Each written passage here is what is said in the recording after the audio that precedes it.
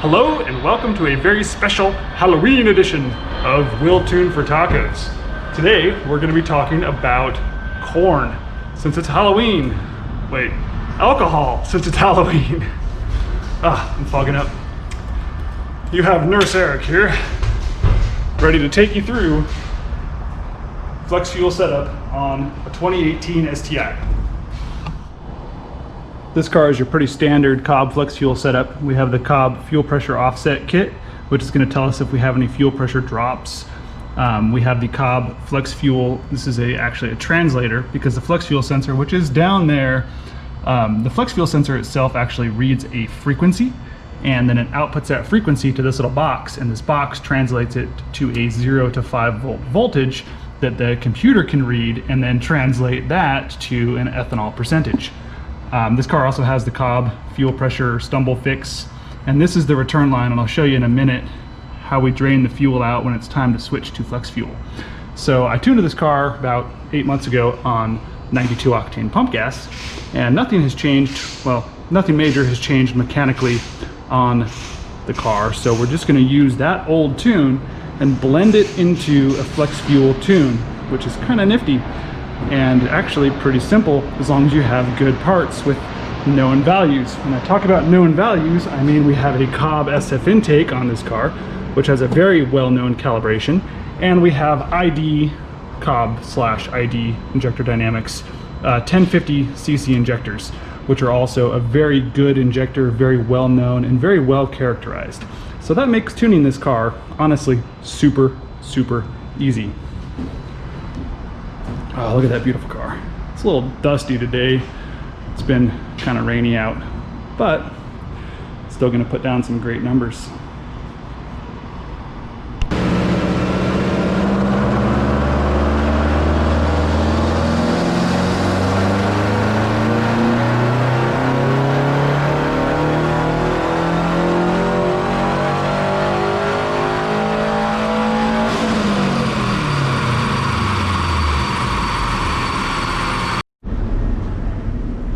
This Thunderbolt is the jam. You want to get one of these cool barrel spoons, or wrench, or whatever you call it. It's way easier to open. So we got our bucket. We got a hand crank pump. Electric pumps are cool, but you got to be careful because you can burn the whole place down with it.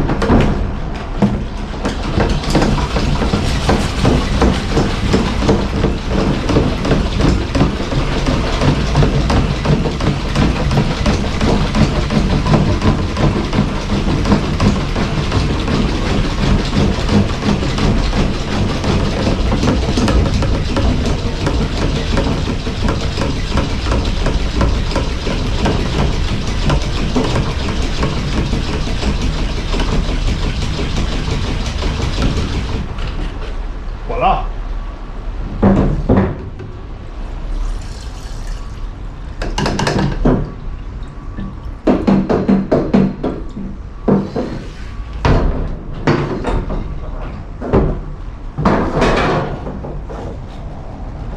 The nice thing about these is they let you get the barrels tight. It's super important to get the caps tight again, or else you end up with water in them. Ethanol likes to grab water out of the air, and will turn your barrel into about 20% water pretty darn quick.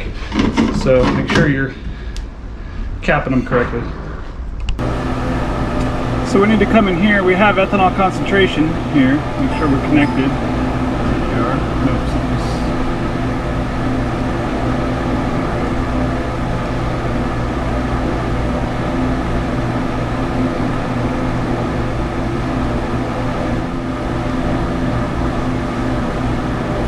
Currently we're not reading the ethanol.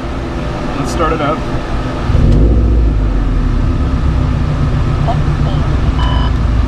There we go.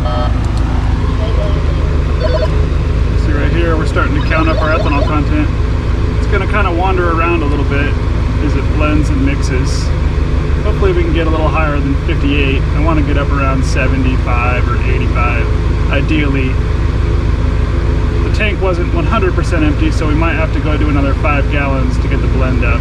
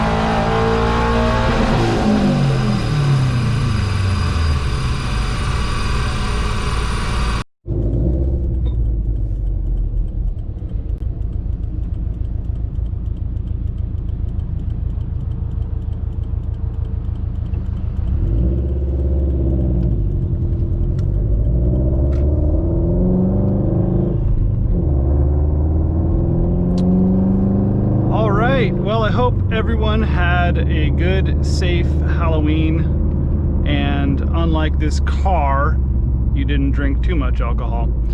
So I'm just going to test drive this. We're on our full flex fuel blend here, which is actually currently at about E75. So we're going to just talk about for a second while we're doing some cruise and some data logging. I got my log going over here, and we're just going to do a quick drive and talk about what we accomplish with the E85. Now, ethanol is not only a higher octane fuel than pump gas, it also has additional cooling properties that essentially allow it to handle torque much better. So specifically high temperature torque like a turbocharger. Sorry, this car's got all kinds of radar detectors and whatnot in it.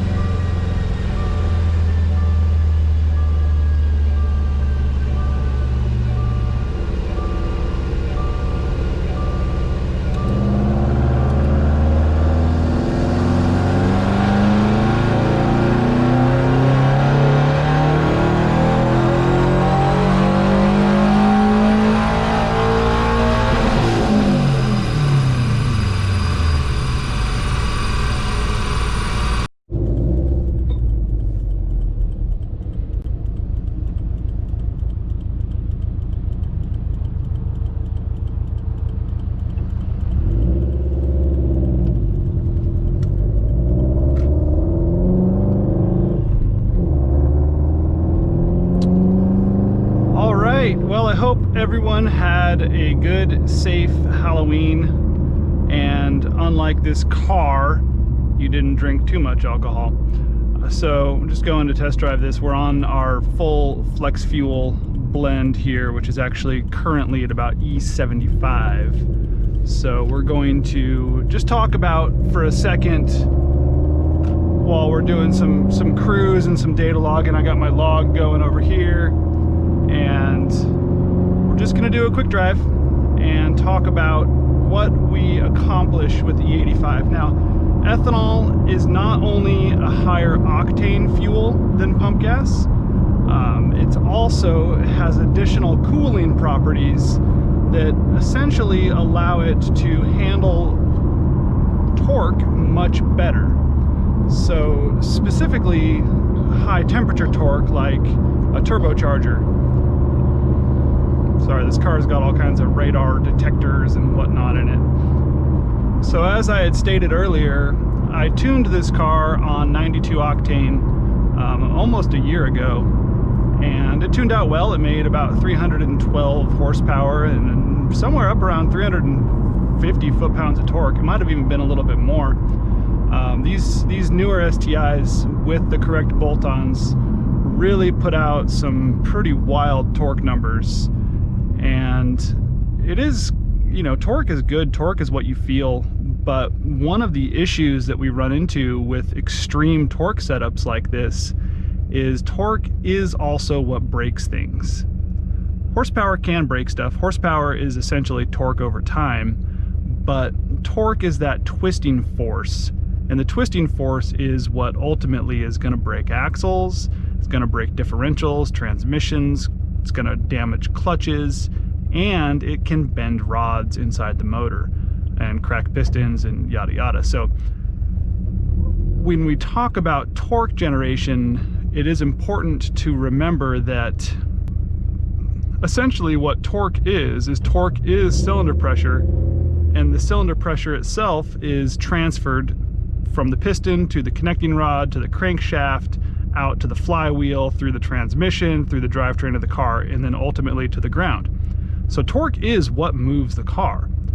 Now, when we start talking about increasing the torque output and how much torque an engine can handle, the torque load is based off of a nominal cylinder pressure, so something that's ideal.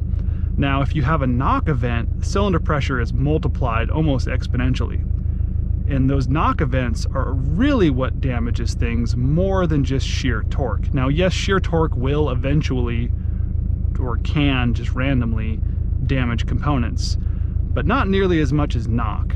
And so when you have a fuel like E85 or ethanol, you have much lower instances of knock, and because you have essentially no chance of knocking, the engine can typically handle quite a bit more torque and quite a bit more power safely. Because of that, when we would say we would like to limit a car to, say, 350 foot-pounds of torque on a stock STI engine on pump gas, limiting to 380, even 400 foot-pounds on E85 isn't unheard of. That being said, if you want your engine to last, it's probably not the greatest idea to drive it around on high boost all the time, because ultimately it's probably going to break at some point.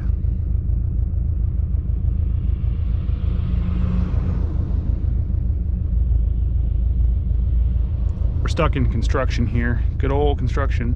So we can check our fuel trims. At idle here, we're adding about 4%, which is fine. It's nothing I'm not gonna cry over 4% on a heavily modified car. That's actually really good. The fuel injector scaling is directly taken from the injector dynamics spreadsheet, and the mass airflow meter scaling is directly taken from the Cobb spreadsheet on this car. Neither of those have had any value changes at all, and this thing runs super good. So that's what I was talking about with characterization earlier. When things are characterized well, everything just kind of works.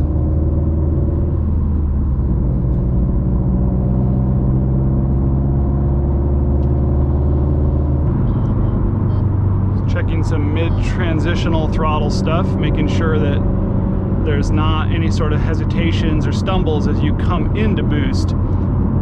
So we could talk real quick about the difference between tuning on the dyno and tuning on the street. And a lot of people say, oh, you got to tune a car on the street because you don't drive your car on a dyno every day, you drive it on the street. And that's a true statement. You don't drive your car on a dyno.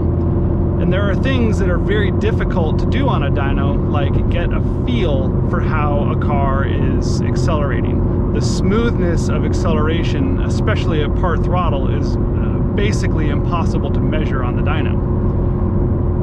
But you can't get a speeding ticket on a dyno. You can't get a reckless endangerment ticket on a dyno. You can't get a street racing ticket on a dyno. So what I do, and what most professional tuners that I know do, is we do the reckless endangerment portion of the tune on the dyno, and then we go out and we drive the car.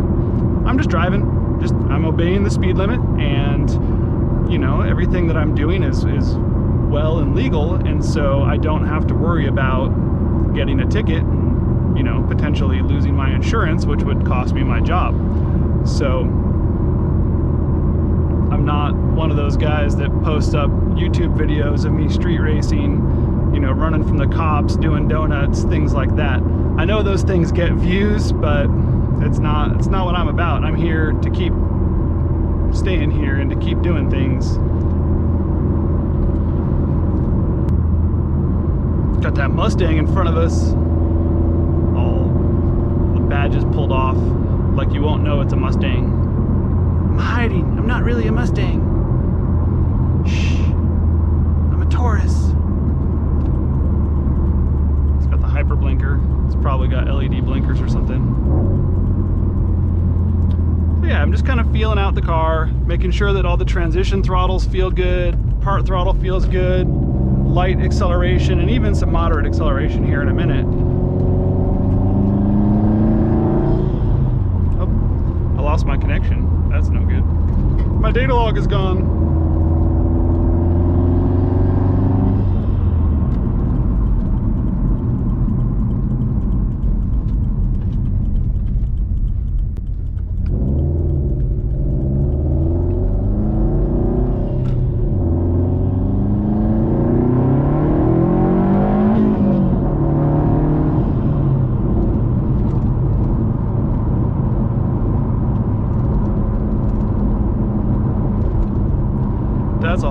lot of torque just out of a little, that was only sport mode. So that's only like 14 pounds. I think it made 360 foot-pounds of torque at like 15 pounds of boost. And then at 19 pounds of boost, it made 400 foot-pounds of torque. We're actually gonna turn that down for the map that the car leaves on. I will put that map on the access port for the customer, but I'm not gonna have that map flash to the car when he leaves. He's gotta flash that to the car himself and assume that liability on his own.